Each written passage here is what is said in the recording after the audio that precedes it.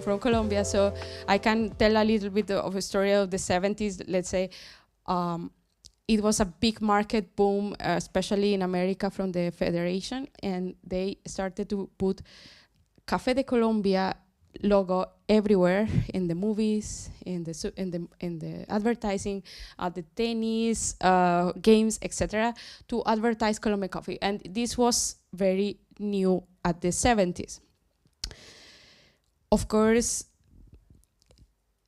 is eventually changing, but still until like 15 years later took to actually put all together this information how we were cupping coffee.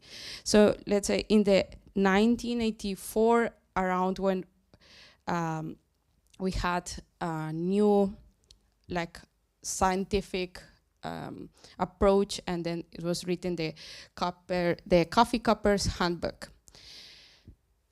So some scientific approach to tasting came together to evaluate coffee by taste, and it was like really aspirational because they wanted to have 100 points coffee. So we were pointing to 100 points, to the best of best, and doesn't matter what, just for flavor.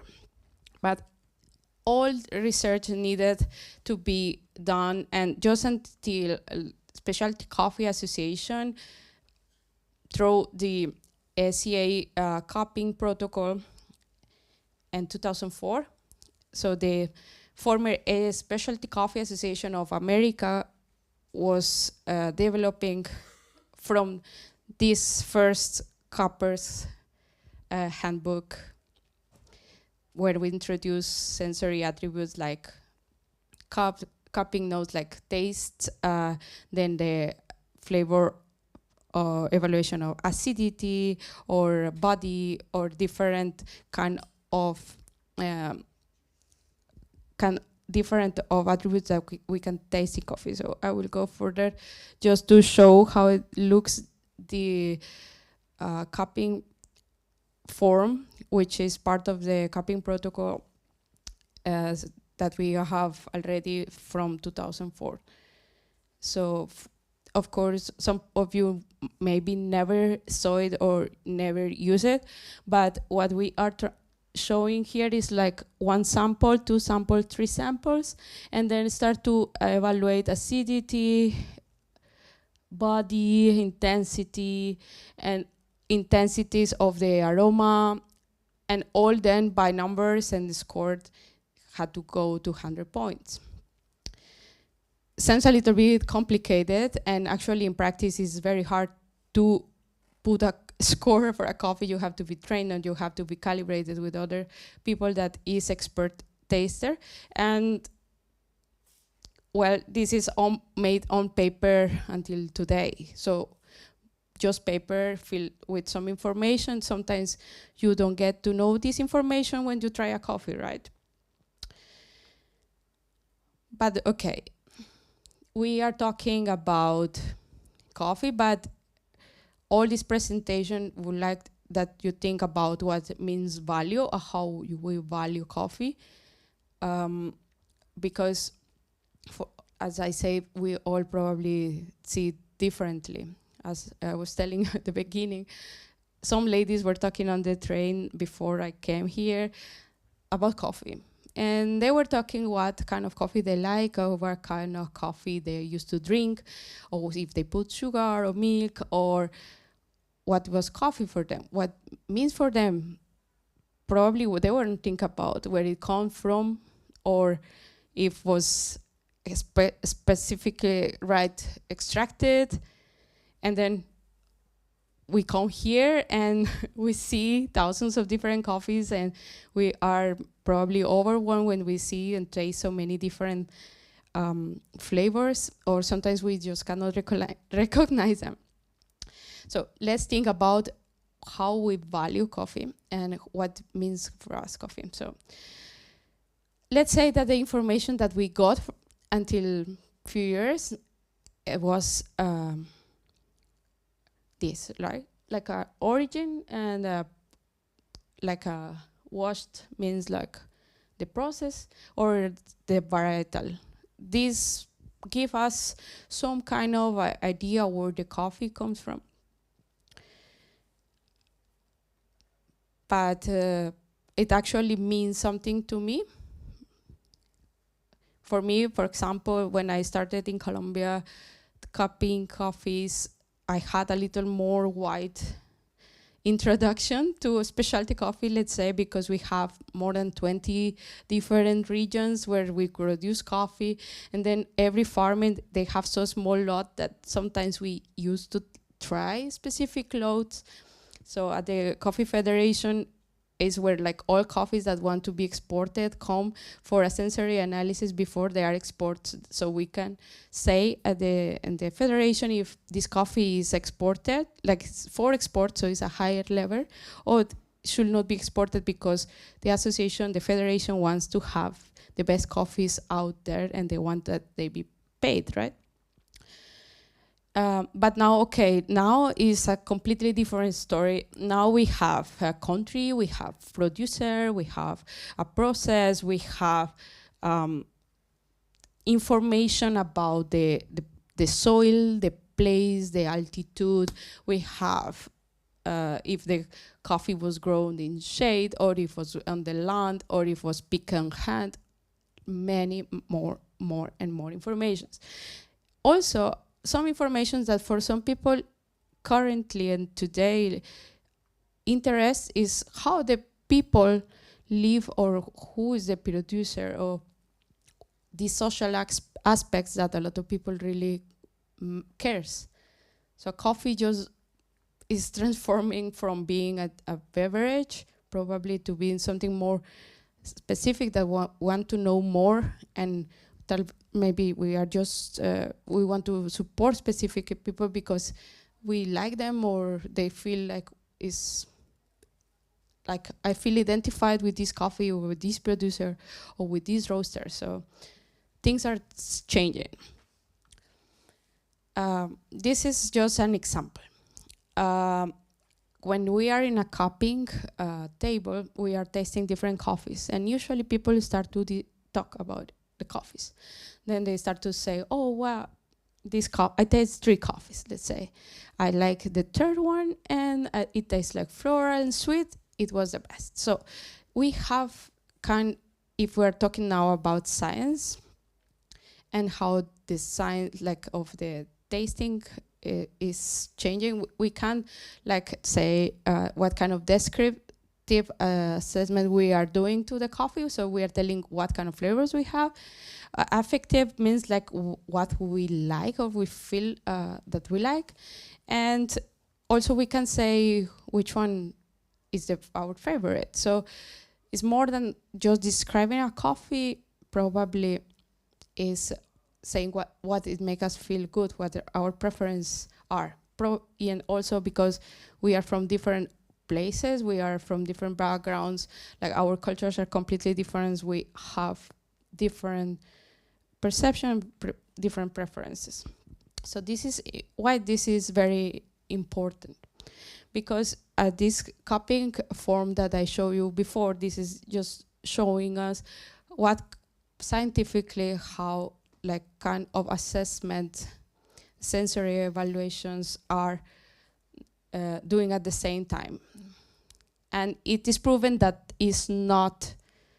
we are not capable as humans to do this part. So mix all of these kind of descriptive, affective, discriminative is very difficult for us as people to do. So we are even have problems to write down in this space all the attributes that we consider important, that we find on the coffee, or what it makes us being special.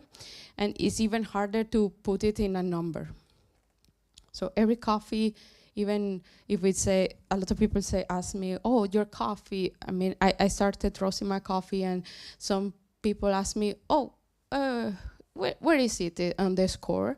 Because we say that 85 points is the minimum for specialty coffee. Where it is, if it's 88, maybe it's better than if it's 85. Then I say, I don't mind about the number. and this is something really personal. I don't mind about the number if it's something that I like, I enjoy, and that is brewed correctly. So there are more things important than a number, but sometimes, and for many years, it have been important to put the coffee in a position or to give it a price. So yeah, let's say that 85 points coffees, they are all different, right? One can be because it was full or more defects, some other because was not enough intense, or maybe one because had some defect on the cup, like when you find the winey notes or like earthy notes. So they are all different. Now I want to introduce the coffee value assessment. So how the Specialty Coffee Association over the last 5 or 4 years have been working on research and developing this tool to improve how we value coffee. So the coffee value assessment is released last year, in the 2023, and it's a working process. It's not complete, not 100% like working, or just have few parts that still are in research, like the physical aspect of coffee. It needs, there is a form, but the association still needs funding or research to get to make the final form. So probably right now I will explain later. Then we have the descriptive and affective forms. There are two separate forms. One that will give the sensory part, and one extrinsic part is the part when we can put all this information from the farm number, and other things. So this is the beta version of the new system, the systems protocol. So it is a whole, I mean, this is just the first page, but if you go to the website of the SCA, then you can find full information about the research, about the full protocol, and download it, read it, and learn a little bit more about it. Just want to present like the final paper, how it look like. So of course, then we are talking about the physical a little more detail, like what is the physical part of green coffee. We are talking now, the physical part of green coffee is the moisture content, the defects they can get in the beans, the size, and others. The descriptive and affective is like related to the cupping score. Extrinsic then is other related attributes that we see as important. All of that is to comes again the word value, and it's like how all this can go together and give even more value to a coffee. So now I'm explaining the separate form. So this is the descriptive form, how it looks like here. It changed because we are talking in a 0 to 15 scale.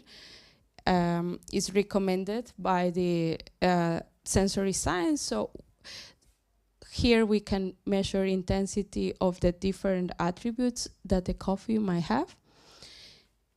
Then we have these descriptors check. So descriptors, we are talking about flavor notes.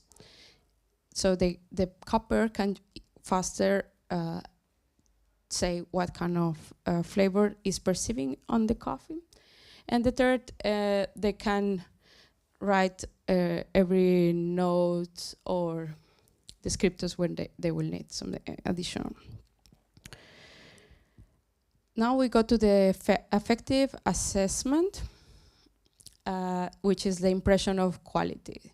So by the experience of the cupper, of the taster, if the coffee seems to be high quality, then has 1 to 9 the hedonic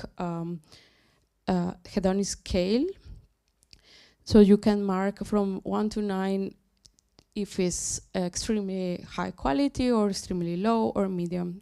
So also all of these measurements are like after research, the best way that we can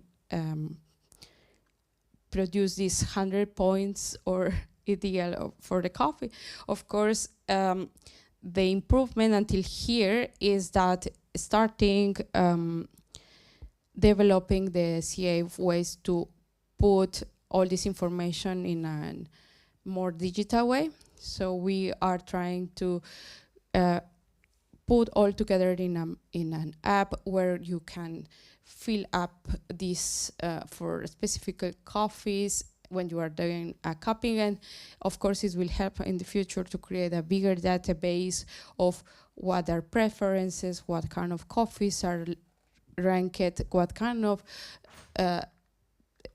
let's say flavor notes are more alike for different kind of origins and etc. So give more opportunity to discover more coffee towards the cupping, and of course then to us learning from that in the future when it comes talking from the SCA, when coffee is more value, where is more value one coffee than other.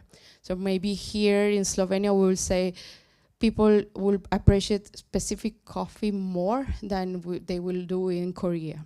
So probably with the time and when we all start to use it, like in our industry and even other people in outside the industry and that are joining cuppings and stuff, we can see preferences. So we want to see these tools developing soon. We have one, it's called Catador CVA. It's an application that already is working. So if you want to search it in Apple or Google, it is available. Now the extrinsic assessment are all the informations. I don't know if you can actually read there. Do you have any? You can see what it says there at some point. So we're talking about the samples, then what kind of variety, processing, attributes, grading, attributes. This one is in process, so this is not a final version, but is one that is available for us to study. If someone here is expert in cupping and wants to give a feedback on this forums, is really welcome. The SCA always want people to be involved. Okay, continue. The physical assessment is also a form that wants to give a score based on the green coffee. So we say green coffee, even though they are processed farm correctly. Let's say the farmer is taking a lot of care on the way he's processing and selecting his coffee.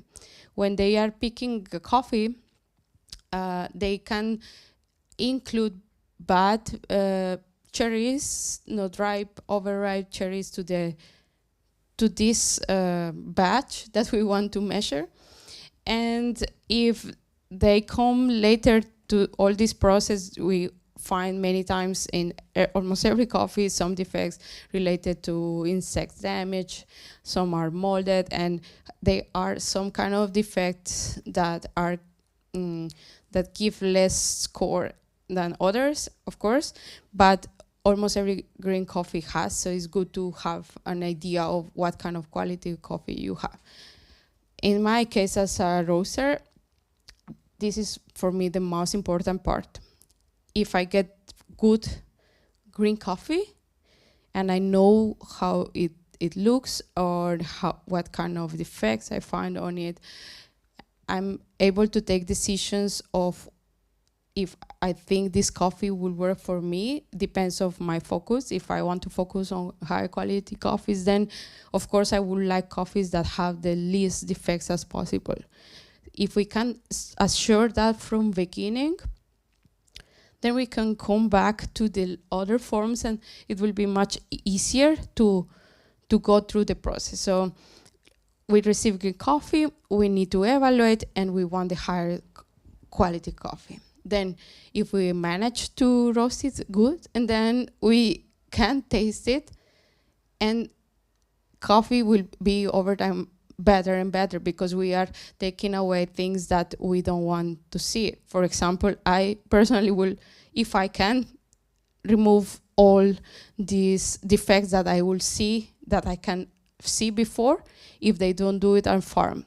Unfortunately, if you buy a coffee that you don't know the farmer, you might get a surprise, and you open your bag, it tasted really good, the sample that you got look really nice, but when you open the bag, then you find that a lot of defects are there, and then it's your choice. You want to sort the coffee before roasting it, but actually, if you will qualify this sample, the 350 grams, then you will say, oh, my coffee actually by green quality is lower because I'm wasting coffee and I paid more for it, so it's a lot of things to consider, right?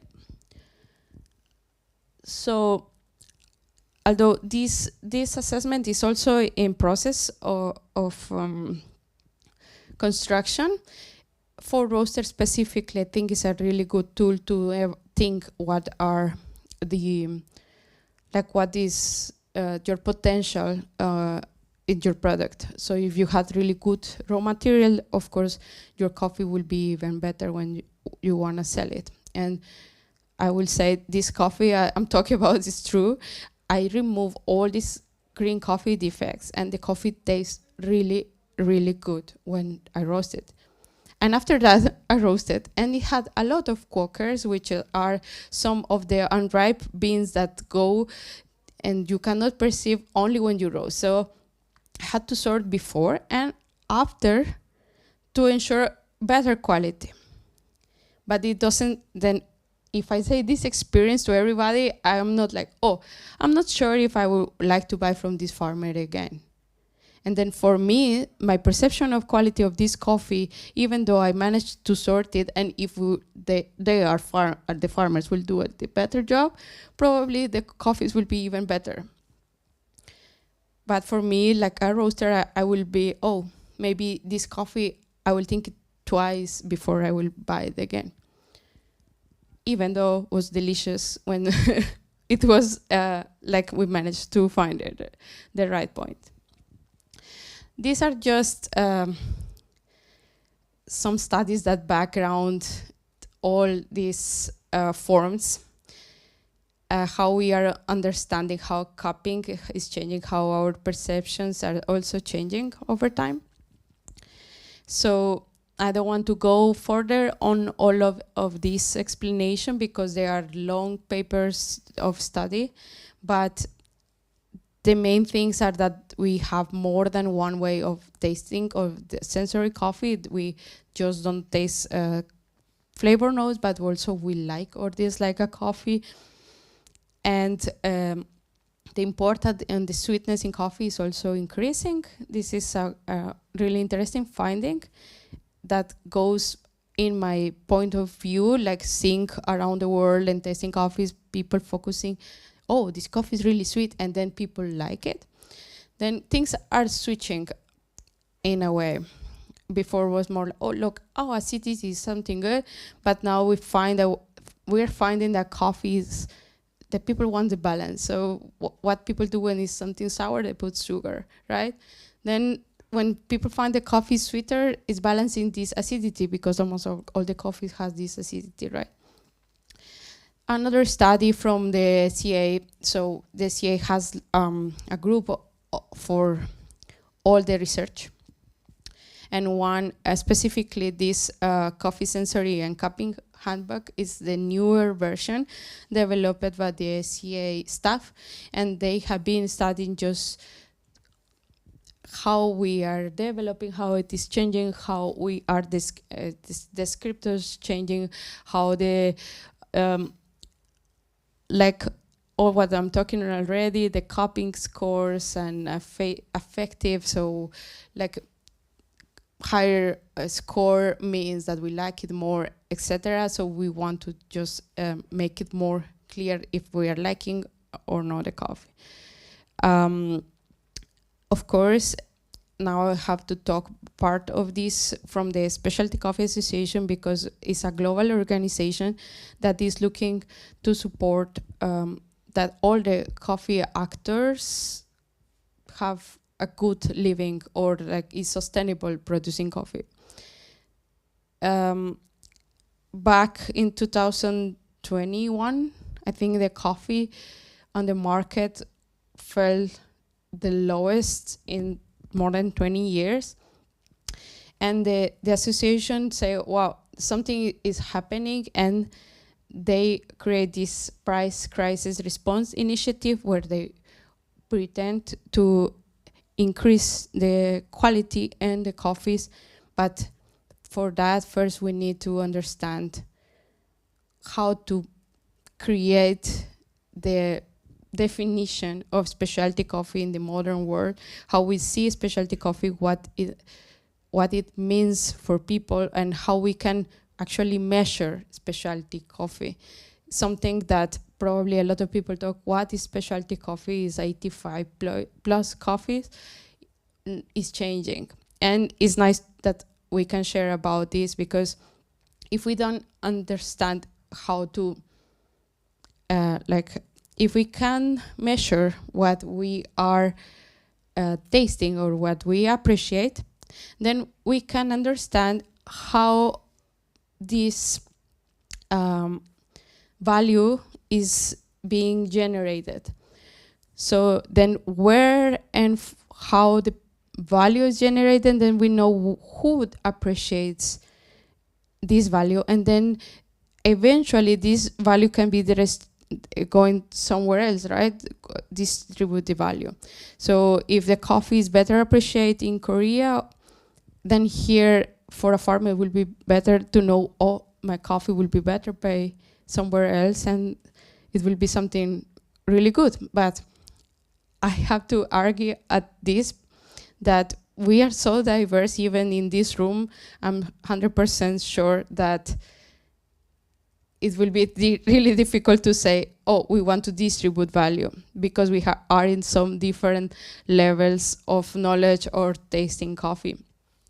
So it's a big challenge for like the coffee world and the specialty coffee to say where we can get the coffee that we value the most, and how we can build a bigger future for all the value chain, for all the people that is behind the coffee, growing and exporting and selling at the cafes.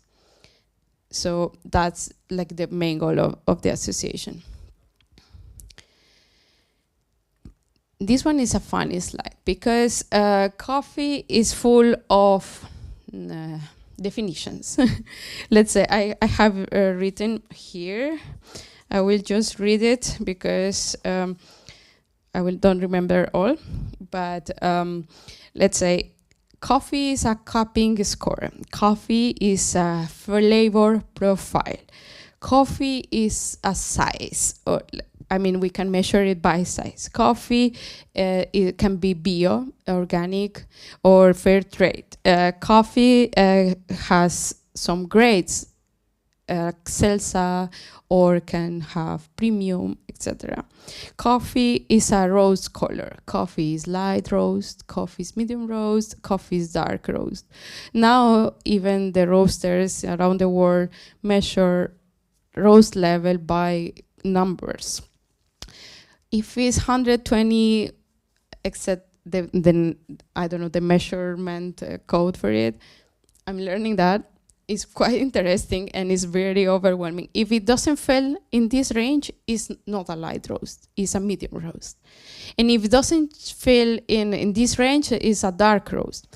More than, say, if you are a roaster, you kind of know by your sense where you are on the first crack, and then you say, okay, some people just say the coffee achieved the first crack, and then the coffee goes out of roaster because this is the light. But at the end, things are getting very deep in coffee, and how we measure in things doesn't say. It says, I mean, for some people it's really important if it's light roast, but doesn't mean which coffee will be. I mean, they are getting more and more attributes. Let's say coffee is a farm name. And this happens a lot, especially on the coffee competitions.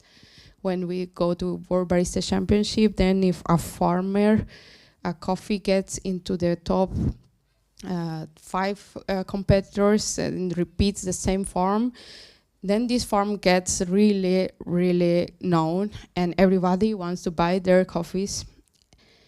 And I mean, we can talk right here at the show with the guys from Inmaculada. He was telling us yesterday how their business changed after winning competitions. And another word hidden here is variety.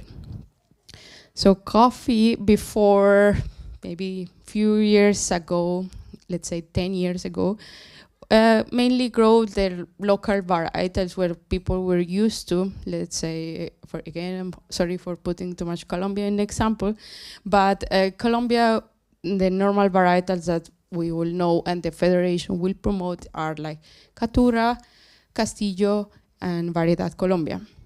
If we have these varietals, they were like the common, and then what it will be changed on the landscape, it will be that coffee will be, if it grows in Huila, will be slightly fruitier or more acidity, but if it grows in Nariño, in the southern part, it's gonna be more sharper acidity and even more mild. Or if it will grow at this in the northern part of the country, then it's gonna be sharper or more chocolate notes. But we're talking about the same variety. All right. So we're getting so deep what coffee is. I know maybe you all know this, but for me it's like super important to say what kind of attributes we are appreciating and what kind of attributes we value. This is I will have to finish quickly, but these are some studies that back that the coffees are better paid if they get higher score. Or even more interesting sometimes is that the Cup of Excellence, and this study they found that if coffee tasted like floral notes, they were not only higher score but also higher paid. So these kind of things give us idea that some patterns are going toward some attributes give more value, and we want to measure, and that's why the coffee value assessment is progressing. This is just an example how also the coffee processings are affecting the cupping scores. And that one is also really interesting to me because I'm fan of wash and natural coffees, so they are my favorites because they bring delicate flavors, really complex, without a lot of intervention on the final taste. When you have more processing, then the coffee actually change and take is like we say process-driven flavors. But in general, in the world, it's also seeing that its perception of value is changing when there are some other processes involved. For me, it's interesting because we can probably in future value coffee in different categories, not only in one, because if we will all go to the 100 points dot, we will not know which coffee actually we like. So I feel like we are going towards so many directions, but it's good for any of us to see what I really value. I value the clean flavors, or this like terroir, or I like these experiments.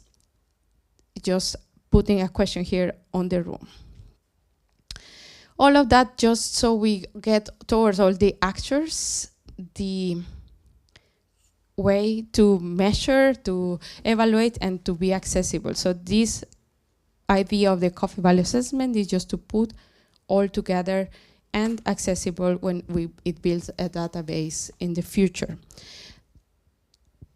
This information symmetry is talking about the price. So where because some people is driving the price, and we want to understand with this coffee value assessment how we can other people put the price when it comes to coffee, depending if we are seeing that there are more value and more attributes, then this who picks the price will be another person that only few.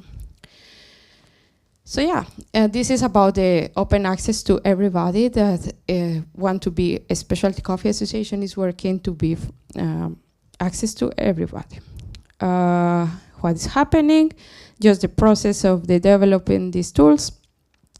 They are in 2024 the SCA wants to shift, and you can taste already a few of the forms and use it at your community, and we are open for feedback. You can download the version of the specialty coffee value assessment by this QR, or just because we don't have so much time, you can ask me at the end and I will share it with you.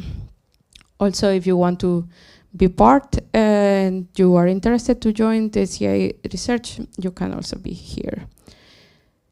All of that to make coffee better and better for everybody and for our customers and coffee consumers in the world, to learn more about coffee and to get more open that coffee is just not one drink.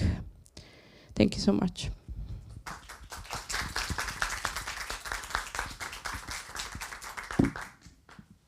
Any questions?